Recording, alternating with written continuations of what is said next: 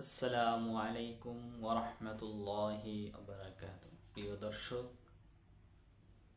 গত ভিডিওতে আমরা যে আলোচনা করেছিলাম যে একজন ব্যক্তি গুনাহ করলে 8জন সাক্ষী থাকে, সেখানে আমরা 6জনের বা 6জন সাক্ষী সম্পর্কে জেনেছি। আজকে আমরা জানব বাকি 2জন সম্পর্কে। তো আল্লাহ পাক রব্বুল আলামিন সূরাতুল ইনফাতিরের মধ্যে আমাদেরকে জানিয়ে দিচ্ছেন 10, 11, 12 নম্বর আয়াতে, ওয়া ইন্না আলাইকুম লাহাফিজিন, যে অবশ্যই আমি তোমাদের জন্য, তোমাদের হেফাজতের জন্য নিয়োজিত করেছি 2জন ফেরেশতা, কিরামান কাতিবিন, যারা তোমাদের নেক এবং বদ অর্থাৎ গুনাহ এবং সব লিখে রাখেন, লিপিবদ্ধ করে রাখেন। ইয়ালামুনা মা তাফআলুন, তোমরা যে কাজ করো সেগুলোই তারা লিখে রাখেন। তো সম্মানিত দর্শক, এখানে বলা হয়েছে যে তোমরা যা করো তারা জানে এবং তারা তা লিখে রাখে। তো আমি যদি ভালো কাজ করে থাকি তাহলে তারা ভালো লিখবে, আর আমি আপনি যদি খারাপ কাজ করে থাকি তাহলে তারা খারাপটাই লিখবে। অর্থাৎ আমি সব করলে সব লিখবে, গুনাহ করলে গুনাহ লিখবে। এখন জানার বিষয় হলো তারাও কি সাক্ষী দিবে। এরপর 8 নম্বর বিষয়টি হলো আমলনামা। এটা অত্যন্ত ভয়ঙ্কর একটি কিতাব, যে কিতাব হাতে পাওয়ার সাথে সাথে তারা মৌত কামনা করবে। আসুন আমরা জেনে নেই আল্লাহ রাব্বুল আলামিন এই সম্পর্কে কি বলেন। সূরাতুল কাহফ আয়াত নাম্বার 49, ওয়া উদিয়াল কিতাবু ফাতারাল মুজরিমিনা মুশফিকিনা মিম্মা ফিহি। আল্লাহ পাক রব্বুল আলামিন তার রাসূলকে সম্বোধন করে বলছেন, ওয়াউদিয়াল কিতাব, যখন কিতাব পেশ করা হবে, তাদের সামনে রাখা হবে বা তাদেরকে দেওয়া হবে, ফাতারল মুজরিমিনা মুশফিকিনা মিম্মা ফিহি, যে আপনি তাদেরকে ভীতু সন্ত্রস্ত অবস্থায় দেখতে পাবেন ওই কিতাবে যা লেখা আছে তার কারণে। অর্থাৎ যখন তাদেরকে আমলনামা দেওয়া হবে, এই আমলনামাতে যা লেখা আছে, এই লেখা যখন তারা দেখবে তখন তারা ভীতু সন্ত্রস্ত হয়ে যাবে, ভয়ে আতঙ্কিত হবে। রাসূলকে আল্লাহ তাআলা বলছেন যে আপনি তাদেরকে দেখতে পাবেন, তারা আতঙ্কের মধ্যে থাকবে। শুধু তাই নয়, ওয়ায়াকুলুনা ইয়া ওয়াইলাতানা, আর তখন তারা বলবে, হায় আমাদের দুর্ভাগ্য, হায় আফসোস, মা লিহাযাল কিতাব, এ কেমন কিতাব, এ কেমন কিতাব, লা ইউগাদিরু সগীরাতান ওয়ালা কাবীরাতান ইল্লা আহসাহা, ছোট গুনাহ, ছোট্ট ছোট্ট গুনাহ, ছোট্ট পুণ্যের কাজ, এগুলো কোনো কিছুকেই বাদ দেয়নি। অর্থাৎ সব কিছুই লিপিবদ্ধ করা আছে এই কিতাবে। ওয়াওয়াজাদু মা আমিলু হাদিরা, এবং তারা যখন তাদের এই আমলগুলোকে দেখতে পাবে, ওয়ালা ইয়াযলিমু রাব্বুকা আহাদা, এবং আল্লাহ তাআলা তার রাসূলকে জানিয়ে দিচ্ছেন যে আপনার রব কারো প্রতি জুলুম করবে না।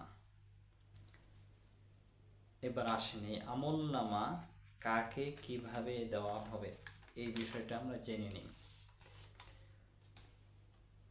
আল্লাহ পাক রব্বুল আলামিন সূরাতুল ইনশিকাক 7 থেকে 14 নম্বর আয়াত, আমলনামা কাকে দিবে, কিভাবে দিবে।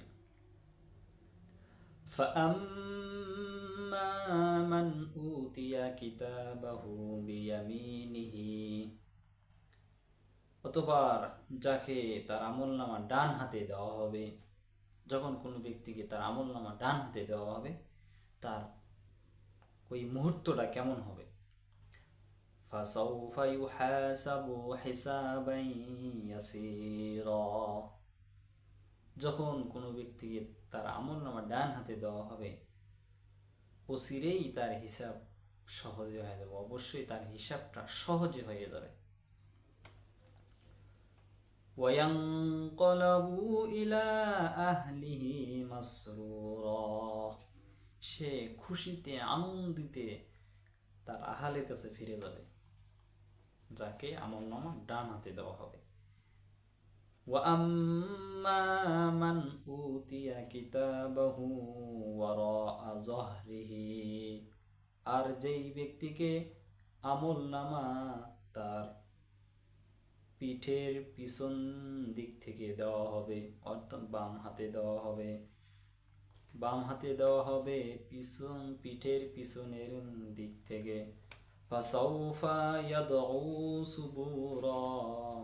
আর সে মৃত্যু কামনা করবে, আমি যদি এখন মরে যেতাম, ধ্বংস হয়ে যেতাম। কারণ এটি এমন একটি কিতাব, যে কিতাবের মধ্যে পুঙ্খানুপুঙ্খানুভাবে হিসাব করে রাখা হয়েছে। এরপরে তার অবস্থাটা কেমন হবে?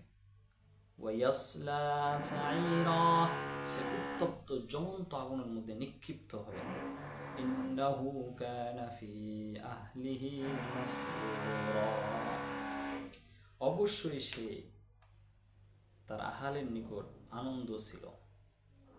আনন্দে ছিল দিন কাটিয়েছে। অর্থাৎ যখন সে দুনিয়াতে ছিল, সে হাসি খেলায় খেলতামাশায় ছিল পরিবারের কাছে।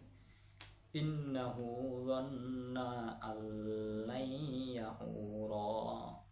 আর সে এটা ভুলে গিয়েছিল যে আল্লাহ তাআলার কাছে তাকে ফিরে যেতে হবে। এটা ভুলে গিয়ে সে তার পরিবারের কাছে আনন্দ ফুর্তি উল্লাস করছিল। ভাইয়েরা, তাহলে আমরা জানতে পারলাম এই 8টি বিষয়। আপনি যে গুনাহ করব, 8 জন সাক্ষী আমার বিপক্ষে সাক্ষী দেবে। আর আমি যদি পুণ্যের কাজ করি, তাহলে এই 8 জন ব্যক্তি আমার পক্ষে সাক্ষী দেবে।